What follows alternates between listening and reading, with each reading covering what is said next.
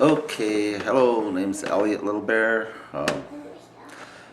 My Indian name is Shunka Chaki Chu, which means takes horses. It's my great grandfather's name because he used to steal horses from the cavalry, and then after he used to get them about 100 yards away, he'd jump off them and dance and taunt the cavalrymen to come get him back. And so that's how I got my Indian name from my grandfather.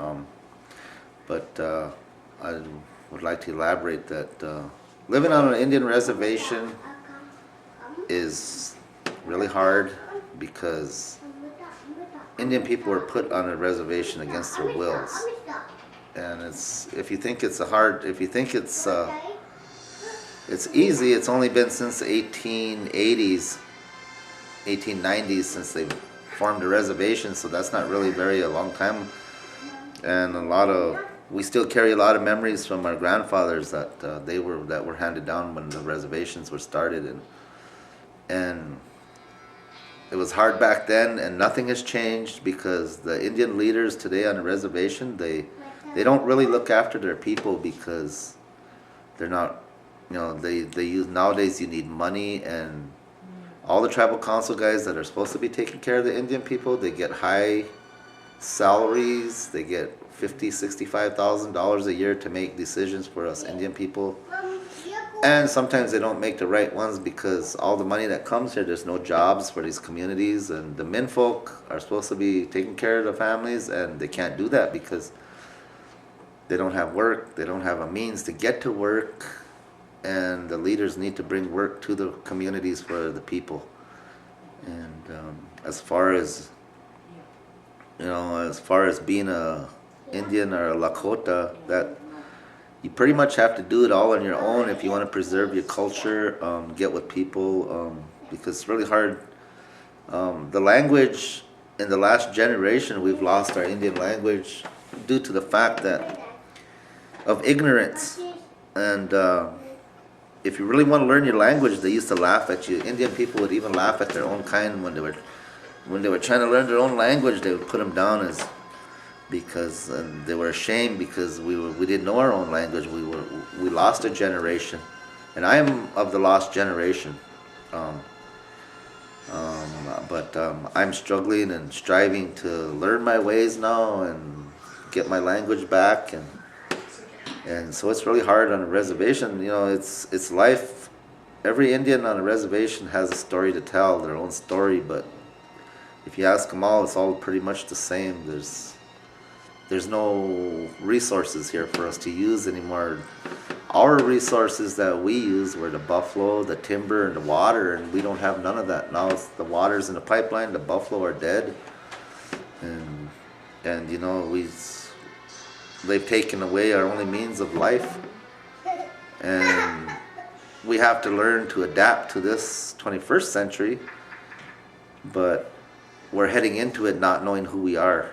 I guess that's what I see. The younger generation, I don't mean to put down the older generation, but the generation that was lost when they flooded the river, for instance. We all lived on a river bottom, and they flooded this river out, and we lost our villages, and I come from that generation. My family was flooded out, and I haven't been able to go home since then. So, but I would just like to say that when you're on a reservation, you make your own way. And unless you have, like I said, a tribal job or a Bureau of Indian Affairs job, you're pretty much out on your own. And Indian people are very resilient, they're strong, and they're survivors. Because no matter what's handed down to them, that we've all lived on a reservation, we've endured it year after year, generation after generation, decade after decade, and we're still here. And now our children and our grandchildren are going to have to go through probably the same thing that we're going through if we don't make a change for them. But there needs to be change on the Indian reservations because there needs to be more equality. You just because you're a councilman doesn't mean you and your family get everything, and Joe Blow down the road because he's not just a regular Indian, he don't get nothing. That ain't right. There needs to be less nepotism, and Indian leaders need to be more for their people. other than that, it's a pretty good. It's nice here. We're humans. We're good people. We're Indian people. We're respecters of persons and people, just like everybody else.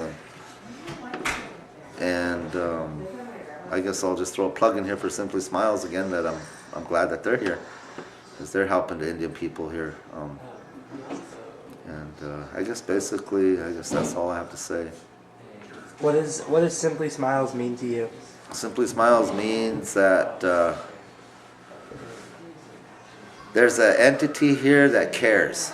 There's a group of people here that actually care. They're not just here to hit and run and do a fly-by-night deal and be gone the next morning after they've taken from the Indian people like all these other programs have. I see Simply Smiles putting into the reservation rather than taking out.